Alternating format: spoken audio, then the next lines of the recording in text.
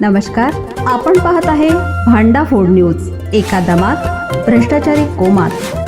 Social media, कर्जबाजारी, गुन्हेगारी, सट्टेबाजी, चोरी, मटका, जुगार, दारू, सावकारशाही, न्यायाच्या प्रतीक्षेत प्रशासन.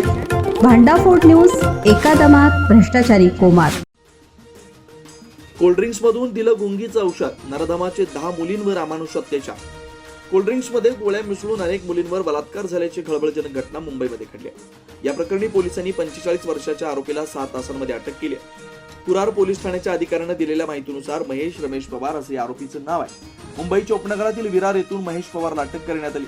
आरोपीनं अल्पवयीन मुलींना कोल्ड्रिंक्समधून गुंगीचं औषध दिलं. त्यामुळे मुली बेशुद्ध झाल्या. बेशुद्ध अवस्थेमध्ये त्याने मुलींवर अत्याचार केला आणि याचे व्हिडिओ काढले.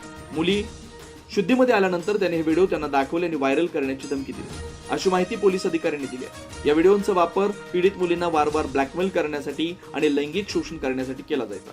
आरोपीनं आतापर्यंत 8 ते 10 अल्पवयीन मुलींना लक्ष्य केल्याचा संशय आहे. त्याच्या विरुद्ध तक्रार दाखल झाल्यानंतर अवघ्या 6 तासात पोलिसांनी जलद गतीनं कारवाई करत आरोपीला अटक केली.